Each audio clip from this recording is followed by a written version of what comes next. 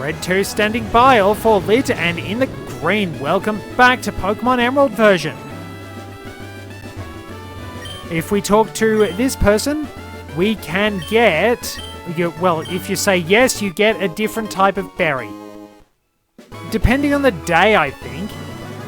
And sometimes you can actually see clouds drifting across in the puddles, which is a really cool touch. Just adds a little bit more life to the world. Things like that, and even the berry plants at their different stages being reflected in the water. So good. We do want to wind up taking a little diversion onto this section of Route 120 because there's something important. We will want to pay attention as we go through the grass and find a very obvious ninja boy. Just make sure you would adapt the movements of the right Pokemon, because some of them would probably be very difficult to replicate. I mean, if you wind up trying to replicate the movements of, like, show me a move, Rhydon or something really slow, you are going nowhere. I mean, Rhydon probably has good straight line speed, technically speaking. Some people speculate that it is something to do with how well the Pokemon can use their speed in battle. Like, Escavalier allegedly flies around at high speeds, but it is one of the slowest Pokemon. Arcanine is very fast, but its base speed... Well, it's very fast in lore, but its base speed is only 95. It's entirely possible that, like, Escavalier might be fast, I don't know, in a straight line, but it can't utilize its speed very well. Arcanine might not be able to use its speed as well, but it's much better at it than, say, Escavalier. Because, like, Rhyhorn and Rhydon can run very fast, apparently, but they've got straight line speed and that's it. They have no agility. And something like Alakazam, which physically cannot move very well, is very fast because of its powers of precognition. It can use its psychic abilities to effectively move its body and get the upper hand on its opponent. Well, that was a waste of time. But this isn't. You know what this circle of stones means. So he's making the ancient ruins out to seem as vague as possible, but we all know they exist. They are in Holodrum.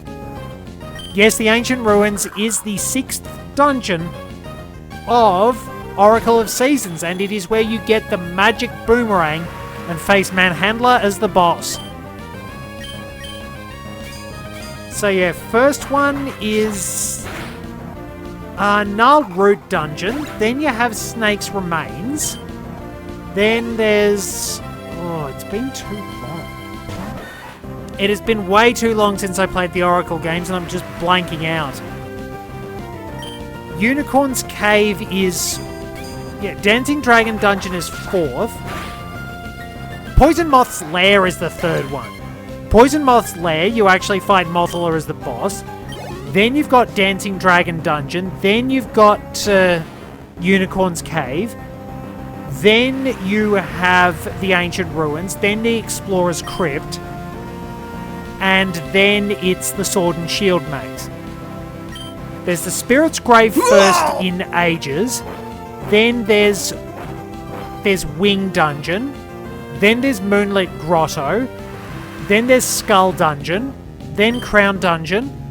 Then Mermaid's Cave. Then Jabu Jabu's Belly, which is somehow quite possibly worse than the Water Temple. And then you have the Ancient Tomb. Fortunately, that all wound up coming back to me. I mean, not everything is committed to memory, but I just wanted to make sure I got it right. I'm being a bit pedantic.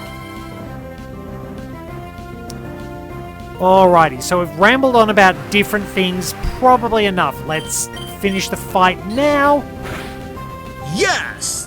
And we've racked up some good experience. But being in the slow experience group, Skarmory does take time. The giant rock! I would like to believe it may indeed contain ancient ruins, but I see no entrance. It has to be done. Oh my god, a giant rock!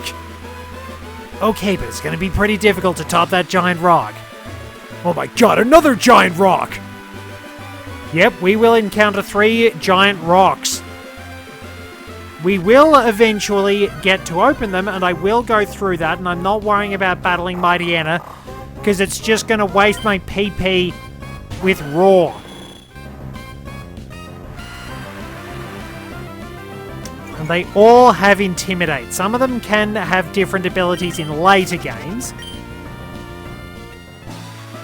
Alrighty, so we get out of the rain and we can move on towards Lilycove again. This time not under the conditions of Operation Stealth. So we will team up with the original version of the Hex Maniac, which was never quite as popular. Interestingly, they actually wound up giving the Hex Maniac pupils in these games. In the Japanese, well, at least in the international versions. In the Japanese versions, they just have blank white eyes. Which is just a little odd. But I suppose it sort of ties in with that sort of supernatural thing. It's like, sort of like the spiritual possession from the channelers and things like that. I think they made the channelers look a bit more like shrine maidens in later games. But yeah, this is where we get proof about Shuppet and Duskull are good, Tsunama.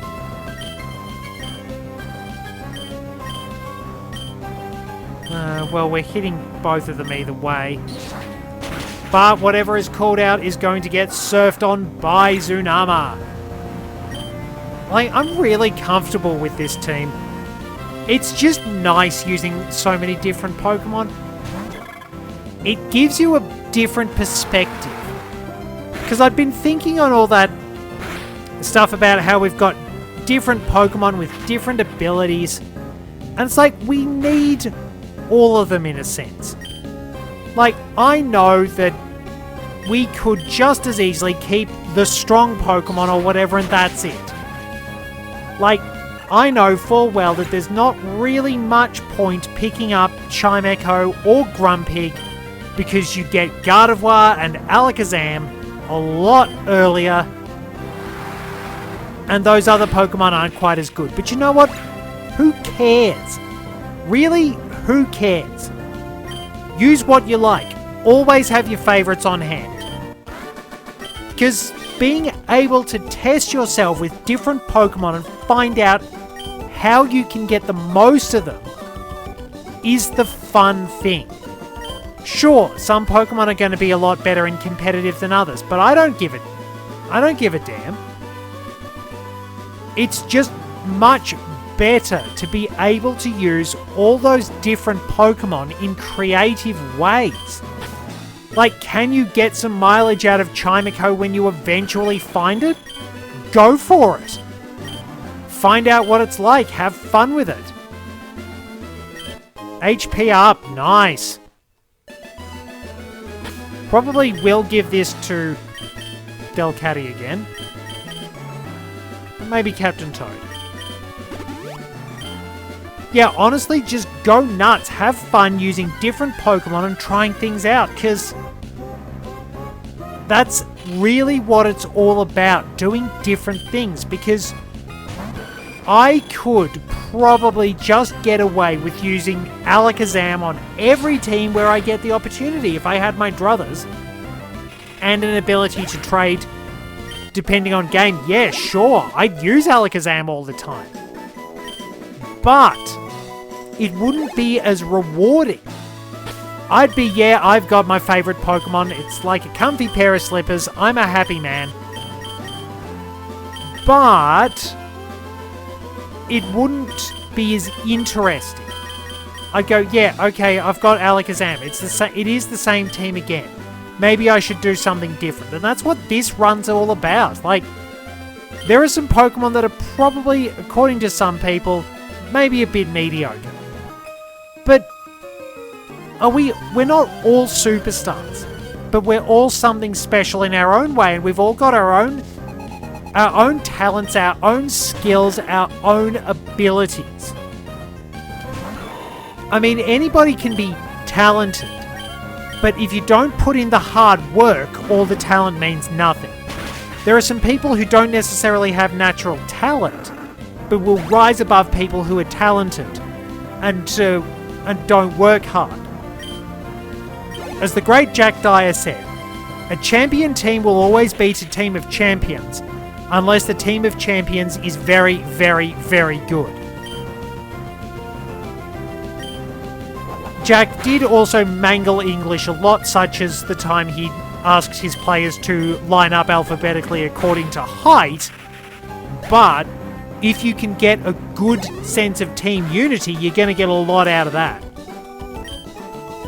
You got everyone on the same page working together towards the same goal. Like this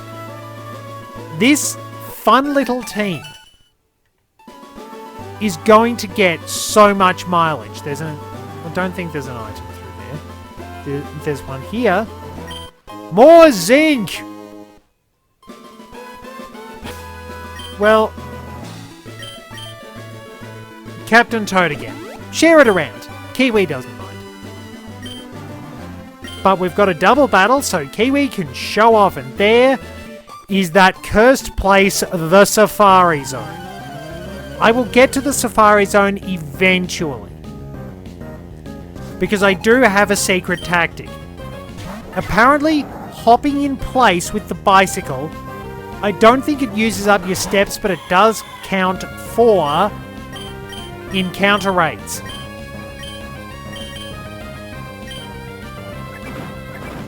Kiwi might be my fastest Pokemon. Yeah, I've had enough of Spinder. Oh well, Slacking has just screwed itself over. Do we get the knockout? Probably not, because... yeah. Almost. Almost. But Kiwi finishes it off. Good little Kiwi. I'm really happy with Delcatty. Alrighty, well done. So let me see. Is it actually the case? Captain Toad, 65. 70. 65, there's a tie. 64, nice. 49. 25. Yep, Kiwi is the fastest Pokemon on my team. So, the Safari Zone works pretty much like the Safari Zone in Kanto, but you've got you do have different areas, and you can access different zones with the Mark or Acro Bike. It's a time, but we'll go there eventually. I will probably do some... actually, I'll do some off-screen recording and catch some Pokemon at the Safari Zone. That's probably the easiest way to handle the Safari Zone, to edit everything down into a proper video. So they probably have unevolved Pokemon. The good captain is not impressed. Neither is Kiwi. There we are. I don't really think I want to work out what happens if you untie the knot on Makuhita's head. That would be creepy.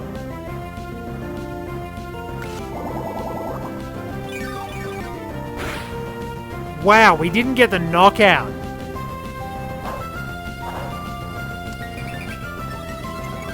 You fool. Now, this is probably going to backfire on me. Watch Captain Toad one-shot himself. Let's see if it happens. Oh, wait, he's actually got a Tropius. I'm actually genuinely surprised. Maybe the game is finally letting me off the hook. But yeah, the easiest thing to do will be to explore in the Safari Zone off screen and then edit it all down. So, we will headbutt Tropius and I will secret power to avoid Effect Spore because I know it's going to happen.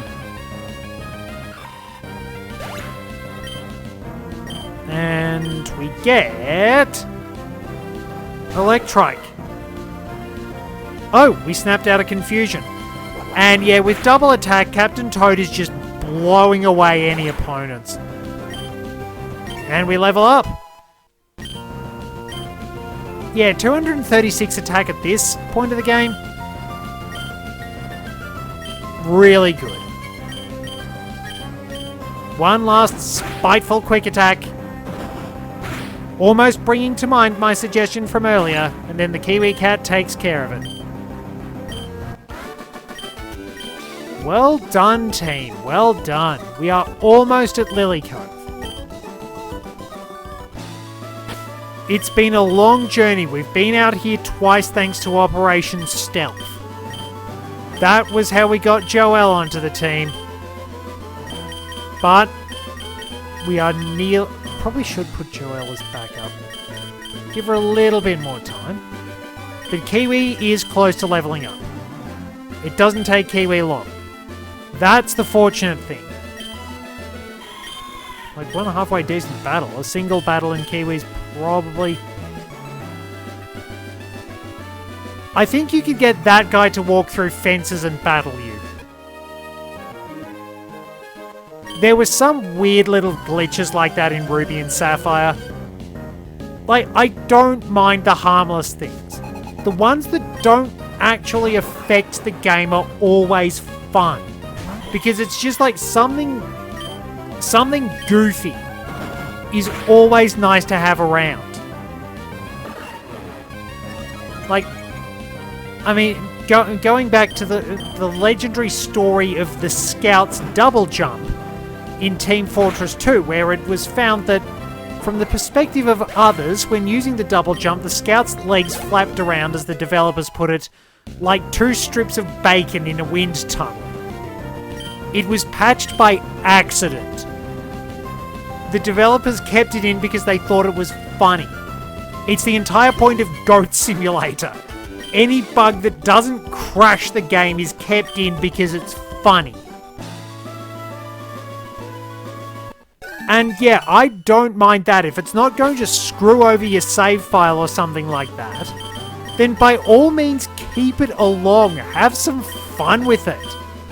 Like, I know we harp on about how poorly programmed Generation 1 and 2 are, but honestly, they're still fun to play. They're still fun to break, and they are so splendidly badly programmed that you can actually wind up executing some sort of arbitrary code glitch or whatever it is. You can effectively reprogram them into something different. You can make them different games entirely and they'll still keep chugging along. We need fun things like that. We need fun things like my legendary silly deck in Yu-Gi-Oh! I've talked about this before. The deck with many powerful spells and traps, but I didn't get the item, idiot. Yeah, many powerful spells and traps, but the monsters are all terrible normal monsters. Like, we're talking Sandstone. We're talking Steel Ogre Grotto. Is it number 1, I think it is? Yeah, Steel Ogre Grotto number 1. We're talking the likes of Shapes. If I had it, I'd have put Shape Snatch in there. We're talking basic monsters like Mechanical Snail and Hinotama Soul. We are talking the crappiest of the crappy normal monsters from the early days of the game, and my gods, it is fun. It does not take itself seriously at all. It will get its butt whooped. But the deck's win condition is the look on people's faces when they realize just what on earth I'm doing. And the fact that it was so legendary in multi-way games because people would just start all their combos. They'd get their powerful decks and everything. They'd be fighting each other, and there's me sitting around, slowly building up my defenses, preparing whatever I can. And then there's a moment of weakness. Somebody has an open field because they've been fighting everyone else too much. Their resources have been depleted, and they wind up getting knocked out of the game by Taiho number 2 or something like that. That is fun. It's stupid, it's fun, it's just brilliant. Is there a hidden item here? Yes, a full heal. Nice freebie. I will need to come back here with cut. But yeah, we need more fun things like that. Oh, this is going to be a time. I can't run. Thought I'd try. It's like, no, you can't run. I'm going to scare you away, but you can't run. Pokemon logic. Please look the other way. I'm shy.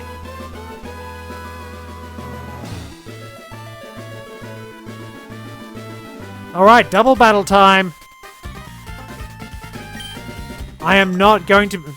Look, not number 5. 3, so 3. So, whatever number we are, their number's up. And we can count on my team. A lot of Manectrics around. But I believe in my Pokemon.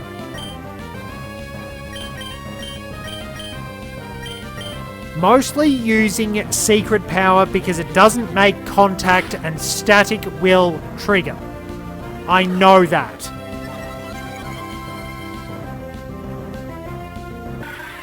Well, now they're just yelling at us. Fantastic. Did you know I actually got into situations... Oh, we got the poison! I actually got into situations in Fire Red version where the fact that that Mr. Mime has soundproof came in really handy. Pokemon trying to use Supersonic, all the usual crap, and Mr. Mime blocked it. Admittedly, giving the Mime soundproof, fantastic. Oh, we got a big threat here. But I believe in my team. We will confuse Shiftry. I forgot I had Psychic. I have been using Psybeam for so long. But yeah, we got some serious opponents here. Vigoroth shouldn't be too much of an issue. Shiftry is hardened.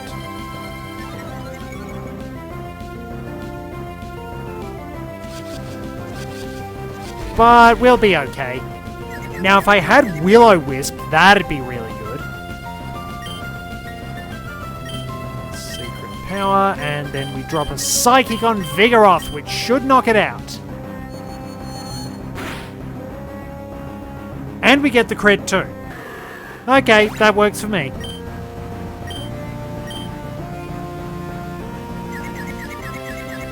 Harden and Growth, so it doesn't appear to have a lot of great moves. Secret power, and I've got to go with Shockwave. Not going to do a lot of damage. Reasonable.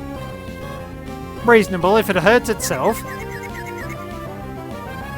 That won't do heaps, but if we get the poison...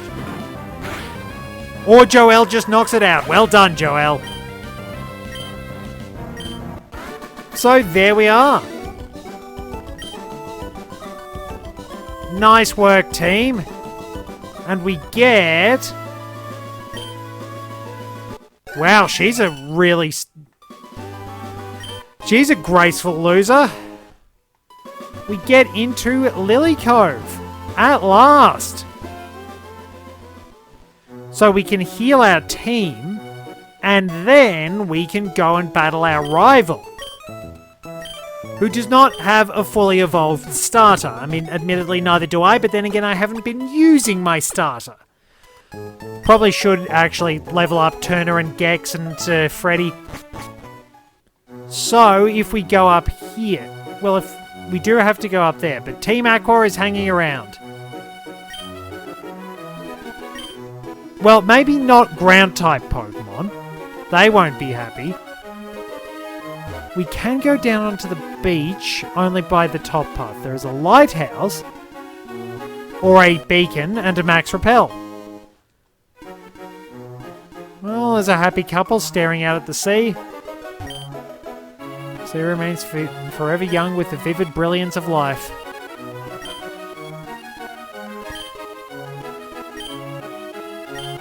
Well, we've got to take care of it first, and humans really suck at actually taking care of nature. I mean, Pokemon like Aggron do a hell of a lot more to take care of the environment than we do. Also, this is where all the Pokemon contests are held. Because of the Battle Frontier practice, where we can see the port there, we don't get to try out the contests in different towns. Well... Oh boy! Well, it seems like it's a nice happy family at least, but...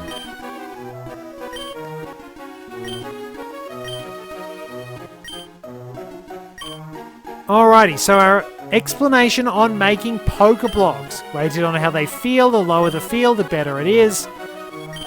Low feel rating and a high level. More good Pokeblocks than ordinary ones. So you will need to remember all this if you actually want to get really good quality berries in order to evolve Feebas, because oh dear, the stupidity of trying to evolve that thing. My. Feebas is a pain in the butt because it needs to evolve when it reaches a certain beauty level. And you need really good Pokeblocks, and if you have a Feebas with a nature that doesn't like special attack, I think the blue Pokeblocks are, then you are in trouble. Because it will probably not reach the beauty level required to actually evolve. Which means beauty standards are crap, and you really should be allowed to look like whatever you want to look like, because everybody's got their own unique looks. Everybody is valid unless they're being a complete ass to people. Being an ass to people is never valid. But yeah, perfect your look. I know that I would much rather have my professionalism judged on how well I do my job. I don't want to somebody to go, yes, he looks professional in a suit. Like, why are suits a sign of professionals? I hate suits. I despise suits. They are really, really clunky garments. I mean, I probably could wind up someday getting one that is actually specially tailored and that would be better, but I don't know how they've managed it, but they've somehow managed to make garments that will leave you sweltering in summer, but freezing your can off when the temperature drops. Cove Lily Motel. No garage, though. Dragon-type Pokemon flying way up in the sky. Yeah, well, they do. Yeah, they've seen Rayquaza. Now, we probably should actually leave this as a cliffhanger. Thank you very much for joining me. Till next time, this is Red 2, returning to base.